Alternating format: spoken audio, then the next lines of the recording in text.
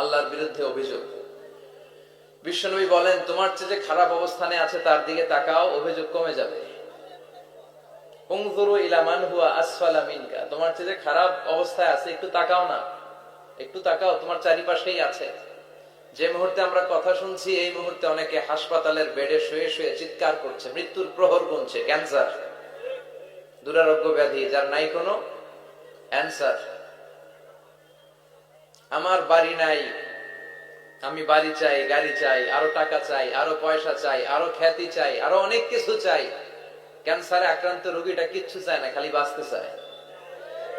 ওর বাঁচার বড় শখ, এই সুন্দর মায়ার পৃথিবী ছেড়ে ওর চলে যেতে মনে চায় না, ও শুধু বাঁচতে চায়। কিন্তু আমাদের এটা লাগবে, ওইটা লাগবে, ওইটা লাগবে। এজন্য ক্যান্সারে যারা আক্রান্ত একটু তাকান না, হাত নাই পা নাই, একটু তাকান কিভাবে তারা লাইফ লিড করে। শেখ সাদি বালাগাল উলা বিকামালিহি একটা কবিতা লিখে বিখ্যাত হয়েছেন। পার্সিয়ান পয়েট, ইরানি কবি। ওনার আর্থিক দৈন্যতা যাচ্ছিল, কিছুদিন ধরে ওনার আর্থিক কিছু সমস্যা, টাকা পয়সা নাই, ফলে ওনার জুতা ছিঁড়ে গিয়েছে, পায়ে জুতা নাই, খালি পায়ে হাঁটে। আর মনে বড় আফসোস, মনে বড় দুঃখ, আমি এত বড় কবি, আমার পায়ে জুতা নাই, আমার পায়ে কি নাই। তো একবার ঘর থেকে বের হয়ে দেখে একটা লোক ভিক্ষা করে খাচ্ছে, ওর দুইটা পায়ে নাই। শেখ সাদির কি নাই? ভিক্ষুকের কি নাই? ভিক্ষুকের দশা দেখে সেজদায় পড়ে গিয়েছে, সেজদায় লুটিয়ে পড়ে আল্লাহর বলে, আল্লাহ শুকুর, আলহামদুলিল্লাহ, বেশ ভালো আছি। এজন্য উনজুর ইলা মান হুয়া আসফালা মিনকা, তোমার চেয়ে যে খারাপ অবস্থানে আছে তার দিকে তাকাও। গ্যাসের বিল দিতে পারে না, বিদ্যুতের বিল দিতে পারে না, স্ত্রীকে একটা শাড়ি কিনে দিতে পারে না, বাচ্চাদের 3 মাসের 4 মাসের বেতন ভাড়া জমা হয়ে আছে, দিতে পারে না। কত সুখে আছি আমরা, কত শান্তিতে আছি আমরা, শুকুর গুজার হতে চাই না, শুধু অভিযোগ আর অভিযোগ। আল্লাহ বলে, অভিযোগ বাদ দিয়ে দাও। বিশ্বনবী বলেন, তোমার চেয়ে যে খারাপ অবস্থানে আছে একটু ওইদিকে তাকাও, তাহলে দেখবে তুমি অনেক ভালো আছো। এজন্য সব সময় সুখে দুঃখে সর্বাবস্থায় আমরা প্রশংসা করব একজনের, তিনি কে? আর প্রশংসা করলে নিয়ামত বাড়ায় দেয় কে? আর প্রশংসা না করলে শাস্তির জন্য অপেক্ষা করতে হবে। যাহারাল ফাসাদু ফিল বাররি ওয়াল বাহরি বিমা কাসাবাত আইদিন নাস, জলে স্থলে যে জলোচ্ছ্বাস, ভূমিকম্প, অগ্নিকাণ্ড, খরা, দুর্ভিক্ষ এগুলো চলে, এই মহামারী, নানা ধরনের নতুন রোগ, এগুলো আমাদের হাতের কামাই। এগুলো কি আমাদের হাতের কামাই। আমরা যদি আল্লাহওয়ালা হয়ে যাই, আল্লাহর জমিনে যদি আল্লাহর দিন কায়েমের চেষ্টা করি, আল্লাহর দেয়া কোরআন অনুযায়ী যদি জীবন চালাই, আমাদের জীবনটারও শান্তিময় করে দিবে কে? আমাদের ধর্মের নামই তো শান্তি। ধর্মের নাম কি? ইসলাম। ইসলাম মানে কি? বিশ্বনবী রাজা বাদশাদের কাছে যখন চিঠি লিখতেন, তিনি প্রথমে শান্তির কথা শোনাতেন। সুবহানাল্লাহ পড়েন। দেখেন কত সুন্দর ধর্ম। আর আমাদেরকে ওরা শান্তি শিখায়, আমাদেরকে মানবাধিকার শিখায়, অনুপ্রেরণাদায়ক। এই 2টা সূরা অনুপ্রেরণাদায়ক। ফাইন্নামা আল উসরি ইউসরা, আল্লাহ বলেছেন ফাইন্নামা আল উসরি ইউসরা, কষ্টের পরেই আছে সুখ, কষ্টের পরেই আছে সুখ। আমাদের জীবনে সুখ বেশি, কষ্ট কম। কয়দিন না খেয়েছিলাম, কয়দিন বিপদে পড়ছি, কয়দিন ডাকাইতে ধরছে, 1 মাসের মধ্যে অসুস্থ থাকি কয়দিন আর সুস্থ থাকি কয়দিন, এটা হিসাব করে না। অসুস্থ যে ছিল খালি এটা খেয়াল রাখে, আছে না নাই? তার মানে ইন্নামা আল উসরি ইউসরা, দুঃখের পরে আছে সুখ, মোটিভেশন, প্রাণটা আবার উদ্বেলিত হয়ে ওঠে। তাই তো আসলে তো দুঃখের পরে সুখ। এজন্য কষ্ট যখন পাবেন, অসুস্থ যখন হবেন, ওইখানেও আনন্দ করবেন, কারণ সামনে আরাম আসতেছে। সুবহানাল্লাহ পড়েন। মুমিনের হারাবার কিছু নাই, দুঃখ পাওয়ার কিছু নাই। মুমিন অসুস্থ হলে অসুস্থতার মাধ্যমে তার রোগের মাধ্যমে তার গুনাহ ঝরে যায়, সে আল্লাহর কাছে প্রিয় হয়ে ওঠে। তা আমাদেরকে কেউ হারাইতে পারে? কথা বলেন, আমাদের কেউ ভয় দেখাইতে পারে? মোটিভেশনাল সূরা, সূরাতুল ইনশিরাহ আর সূরাতুদ দুহা, এখানে অনেক হিউজ মোটিভেশন আছে। যারা হতাশ, যাদের জীবন ভাল লাগে না, মরে যেতে মনে চায়, গার্লফ্রেন্ড গালি দিছে, আছে না নাই? আবার বয়ফ্রেন্ড গার্লফ্রেন্ডের গালি দিছে, ওড়না পেঁচায়া ফ্যানের মধ্যে ঝুলে আত্মহত্যা করে। কত বড় পাগল, তুই বললি কেন? গালি দিছে তো কি হয়েছে? হ্যাঁ, বুঝতে চায় না, হতাশ হয়ে যায়। আর বয়স কম তো, ইচড়ে পাকা, অল্পতে কাবু হয়ে যায়। এই সূরাগুলো পড়ে না, এখানে আশার বাণী আছে। আজকে আমি জানি কথা শোনাবো আপনাদেরকে, শুরুতে আগে সংক্ষেপে বলে দিই। এই সূরার মূল কথা হচ্ছে, মানে সেন্ট্রাল থিম বা সাবজেক্ট ম্যাটার, সূরাতুদ দুহার কেন্দ্রীয় আলোচ্য বিষয় হচ্ছে নিরাশ হবেন না, হতাশ হবেন না, হাল ছাড়বেন না, ভরসা রাখবেন কার উপর? মুমিনরা নিরাশ হয়, হতাশ হয়, হাল ছাড়ে নাকি ভরসা রাখে? কার উপর ভরসা? কার উপর? না নৌকার উপর, ধানের শীষ, নাঙ্গল, হাত পাখা, দাড়িপাল্লা? ভরসা থাকবে একজনের উপর। চিল্লায় বলেন, তিনি কে? Every time you feel like you cannot go on, you feel so lost that you are so alone. Don't despair and never lose hope, 'cause Allah is always by your side. Insha'Allah, Insha'Allah, Insha'Allah, you'll find your way. Insha'Allah, Insha'Allah, Insha'Allah, you'll find your way. Every time you feel like you cannot go on, you feel so lost that you are so alone. Don't despair and never lose hope, 'cause Allah is always by your side. Insha'Allah, Insha'Allah, Insha'Allah, you'll find a way. Insha'Allah, Insha'Allah, Insha'Allah, you'll find a way. ঠিক না? কি সুন্দর নসিব। Never lose hope, you will find your way. তুমি তোমার পথ খুঁজে পাবে। আমাদেরকে পথ দেখায় কে? আল্লাহ। এজন্য সূরাতুদ দুহার কেন্দ্রীয় আলোচ্য বিষয় হচ্ছে হতাশ হওয়া যাবে না, নিরাশ হওয়া যাবে না, হাল ছাড়া যাবে না, ভরসা রাখতে হবে একজনের উপর। চিৎকার করে বলেন, তিনি কে? আল্লাহ। হতাশ ব্যক্তিদের জন্য এই সূরাটা একটা আলোর বর্তিকা, একটা আলোর মশাল। এই সূরাটা পড়লেই হতাশ ব্যক্তিরা মনে শান্তি পায়, আশা ফিরে পায়, দিক ফিরে পায়। ঠিক কিনা? এই সূরাটা নাজিল হওয়ার একটা ব্যাকগ্রাউন্ড আছে, শুনবেন।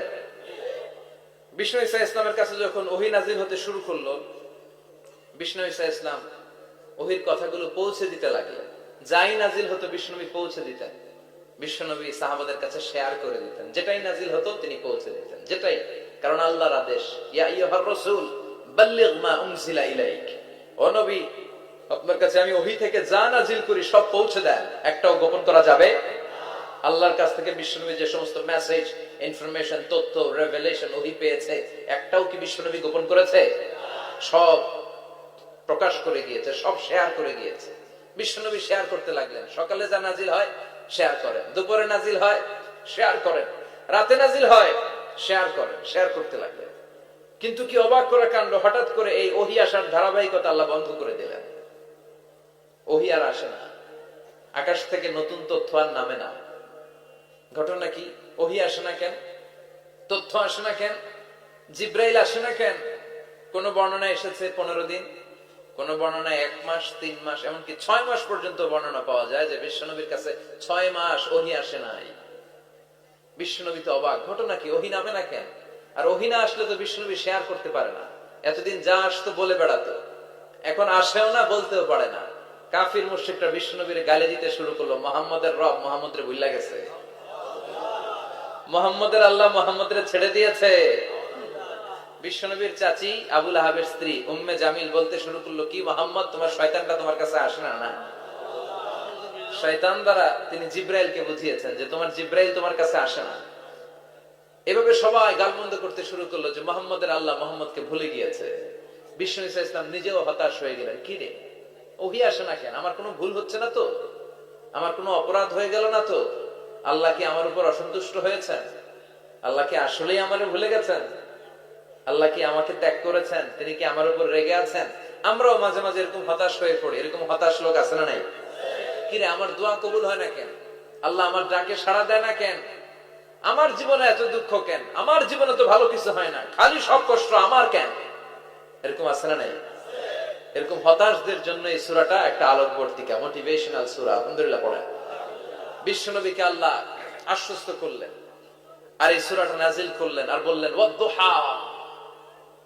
ওয়াদ-দুহা, দুহা মানে আলো, দুহা মানে আলো, প্রভাতের সূর্য কিরণের শপথ। ও নবী হতাশ হবেন না, বেরোন, সকালের সূর্যটা কত সুন্দর, কি ঝলঝলে পৃথিবী, ফকফকে আর তকতকে, দেখলেই মনটা ভরে যায়, ঠিক কি না? দোহা, দোহা মানে আলো, আশার আলো, সম্ভাবনার আলো। আমাদের জীবনে আলোর দরকার আছে না নাই? আলো না থাকলে আমরা বাঁচতে পারবো? আলো লাগে বড় ভালো। এই আজকে আলো না থাকলে আমরা দেখা যেত? এজন্য কোরআনকে আল্লাহ আলো বলেছেন। কোরআনকে কি বলেছে? কিতাবুন আনজালনাহু ইলাইকা লিতুখরিজান নাসা মিনাল যুলুমাতি ইলান নূর। Muhammad, I've revealed this holy Quran unto you to lead the mankind out of darkness into the light. অন্ধকার থেকে লাইট, লাইট মানে কি? আলো, আলোর দিকে নেয়ার জন্য কোরআন পাঠিয়েছি।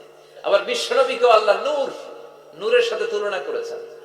আবার বিশ্বনবী আল্লাহর কাছে নূর চাইতেন, বলতেন আল্লাহ আমার ডানে আলো দাও, আমার বায়ে আলো দাও, আমার সামনে আলো দাও, পিছনে আলো দাও, উপরে আলো দাও, নিচে আলো দাও, আমার দেহে আলো দাও, আমার মাংসপেশির ভিতরে আলো দাও, আমার হাড্ডির ভিতরে আলো দাও, আমার জন্য তুমি আলো দাও। পড়ে না আমিন? এজন্য আলো ছাড়া বেঁচে থাকা অসম্ভব। আল্লাহ তাআলা আলোর নামে সূরা দিলেন, সূরাতুদ দুহা, প্রভাতের আলো, প্রভাতের সূর্য কিরণের শপথ, আলোর শপথ। সুবহানাল্লাহ পড়েন। এরপর আল্লাহ বললেন আল-লাইলি ইযা সাজা, আলোর শপথ, সকালের, সকাল বেলার সূর্য কিরণের শপথ। দ্বিতীয় আয়াতে আল্লাহ বললেন রাত্রি বেলার শপথ, যখন রাত্রিটা নিঝুম হয়, হয় নিস্তব্ধ। তাহলে আল্লাহ আলোরও কসম কাটলেন, তারপরে অন্ধকারেরও কসম কাটলেন, ঠিক কিনা? আলো দ্বারা মূলত আল্লাহ তাআলা ওহীর আগমনকে বুঝিয়েছে, আর অন্ধকার দ্বারা আল্লাহ তাআলা ওহীর অনুপস্থিতি বুঝিয়েছে। এটা দিয়ে আল্লাহ বুঝাতে চাইলেন, ও নবী, কাফির মুশরিকরা আপনারা গালি দেয়, ওরা বলে যে আমি আপনার ভুলে গেছি, আমি আপনারা ত্যাগ করেছি, আমি আপনার প্রতি অসন্তুষ্ট। না না, আমি ইচ্ছা করে ওহী পাঠাই না, কারণ সব সময় আলো থাকলে ভালো লাগে না, কিছু সময় অন্ধকারের দরকার আছে না নাই? বুঝে শুনে উত্তর দিয়ে। 24 ঘন্টা আলো, 365 দিন খালি আলো আলো আরো আলো। যদি সূর্যের আলো সব সময় থাকে 365 দিন, ভাল লাগবে? রাতে ঘুমাবেন কেমন? আবার সব সময় ঘুটঘুটে অন্ধকার, আলো নাই, ভাল লাগে? ক্ষেত খামারে চাষ করা লাগবে না, বাজারে যাওয়া লাগবে না। তার মানে আলোরও দরকার আছে, অন্ধকারেরও দরকার আছে। এটা দিয়ে আল্লাহ বুঝাতে চাইলেন নবী ওহী নাজিল করার জন্য দরকার আছে, মাঝে মাঝে ওহী বন্ধ রেখে আপনার বিশ্রাম দেওয়ারও দরকার আছে। চিৎকার করে বলেন আল্লাহু আকবার। এজন্য আল্লাহ বললেন ওয়াদ-দুহা ওয়াল-লাইলি ইযা সাজা মা ওয়াদ্দা'আকা রাব্বুকা ওয়া মা ক্বালা ওয়ালাল আখিরাতু খায়রুল লাকা মিনাল উলা। সুবহানাল্লাহ পড়েন। ও নবী, প্রভাতের সূর্য কিরণের শপথ, নিঝুম নিস্তব্ধ রাত্রিবেলার শপথ, আলো আর অন্ধকারের শপথ করে আমি বললাম আপনার প্রভু আপনারে ভুলে যায় নাই, আপনার উপর সন্তুষ্ট হয় নাই। আমি আল্লাহ ইচ্ছা করে ওহী বন্ধ রেখেছি, কারণ ওহীর একটা পাওয়ার আছে। বারবার ওহী রিসিভ করলে আপনার স্নায়ু এটা সহ্য করতে পারবে না, আপনার দেহ এটারে বরদাস্ত করতে পারবে না। নবী, আমি আপনার প্রতি এত রহম দিল, এত ভালোবাসি, বারবার ওহী নিতে নিতে আপনার যে কষ্ট হয়, এই কষ্টটা আমার আল্লাহর সহ্য হয় না। এজন্য আমি আল্লাহ ইচ্ছা করে কিছুদিন ওহী বন্ধ রাখছি। সুবহানাল্লাহ পড়েন। ও নবী, মা ওয়াদ্দা'আকা রাব্বুকা ওয়া মা ক্বালা, আপনার রব আপনারে পরিত্যাগ করে নাই, আপনারে ভুলে যায় নাই, আপনারে ছেড়ে দেয় নাই। আপনার রব ইচ্ছা করেই ওহী নাজিল বন্ধ করে রেখেছে। আমি ইচ্ছা করেই আপনারে প্রেসার দিতে চাই নাই গো নবী, কারণ ওহী রিসিভ করা অনেক কঠিন, এটা আস্তে আস্তে আপনি অভ্যস্ত হবেন। সুবহানাল্লাহ পড়েন। ওহীর একটা পাওয়ার আছে না নাই? আমরা তো কি মজায় মজায় কোরআন পাইছি, এই যে কি সুন্দর কোরআন নিয়ে বসে পড়ি, তাফসীর করি, কি মজার কোরআন। এই কোরআনটা রিসিভ করতে যে বিশ্বনবীর কত কষ্ট হয়েছে। এই কোরআনকে আল্লাহ বলেছেন এটা কাওলান সাকিলা, very heavy and weighty word, এটা অনেক ওজনওয়ালা কথা। ইন্না সানুলকি আলাইকা কাওলান, এটার অনেক ওজন। এই কোরআনটা যদি পাহাড়ের উপরে নাজিল করা হতো, পাহাড় গুলো দুমড়ে মুচড়ে ভেঙে টুকরো টুকরো হয়ে খান খান হয়ে যেত, ঠিক কিনা? এত কঠিন বানিয়ে এটা। ও নবী, আমি আলোর সাথে ওহীর মিল ঘটিয়েছি, আলো দিয়ে ওহীকে বুঝিয়েছি। সূর্যের যেমনি কিরণ আছে, তেজ আছে, এই ওহীরও একটা তেজ আছে। এই তেজ, এই কিরণ আপনি সবসময় সহ্য করতে পারবেন না। এজন্য আমি ইচ্ছা করে কিছুদিন ওহী নাজিল করা বন্ধ করে রেখেছি। সুবহানাল্লাহ পড়েন। এই জন্য আল্লাহ বললেন, নবী আমি আপনার ভুলে যাই নাই। কাফেররা যেমনি আপনারে গালি দেয় যে আমি আপনারে ভুলে গিয়েছি, আপনার উপর আমি অসন্তুষ্ট, নেভার, অসম্ভব। আমি আপনার উপর কখনো অসন্তুষ্ট নই, বরং আমি ইচ্ছা করি আপনার উপর থেকে প্রেসার কমিয়ে দেওয়ার জন্য কয়েকদিন ইচ্ছা করে আপনারে ছুটিতে রাখছি। সুবহানাল্লাহ পড়েন। যাতে করে আবার এনার্জি গায়ে নেওয়ার পরে নতুন করে কোরআনের আয়াত রিসিভ করার জন্য আপনি সক্ষম হন। চিল্লায় পড়তে হবে আল্লাহু আকবার। এজন্য আল্লাহ বললেন, ওয়াদ-দুহা ওয়াল-লাইলি ইযা সাজা মা ওয়াদ্দা'আকা রাব্বুকা ওয়া মা ক্বালা ওয়ালাল আখিরাতু খায়রুল লাকা মিনাল উলা। এরপর আল্লাহ বললেন, নবী ওয়ালাল আখিরাতু খায়রুল লাকা মিনাল উলা, and verily indeed the hereafter is far better for you than this dunya. এই দুনিয়ার চেয়ে আপনার জন্য আখিরাতটা অনেক দামি। খায়রুল লাকা মিনাল উলা, এই দুনিয়ার চেয়ে আখিরাতটা অনেক শ্রেষ্ঠ। এতে আল্লাহ বললেন দুনিয়ার চেয়ে আখিরাত শ্রেষ্ঠ, আর এক আয়াতে আল্লাহ বললেন দুনিয়ার চেয়ে আখিরাত হলো স্থায়ী, ঠিক কি না? বাল তু'ফিরুনাল হায়াতাদ দুনিয়া ওয়াল আখিরাতু খায়রুন ওয়া আবাকা।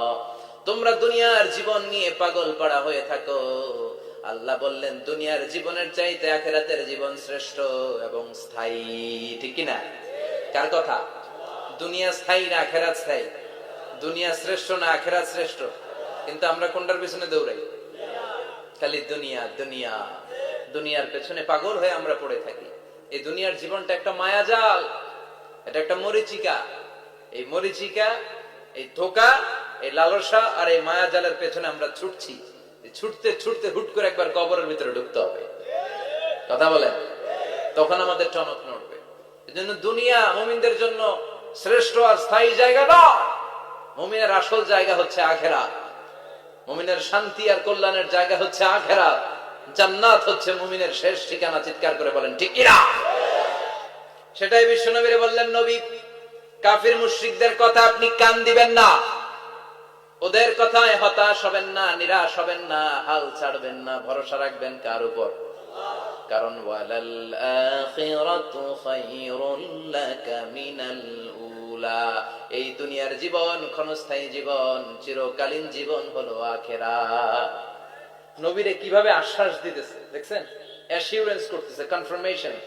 এই সূরাটা যে শান্তির সূরা, মোটিভেশনের সূরা, অনুপ্রেরণার সূরা, ইন্সপাইরেশন যে জায়গায় প্রতিটা আয়াতে আপনি ইন্সপাইরেশন পাবেন, তো প্রতিটা আয়াতে আপনি উজ্জীবিত হবেন।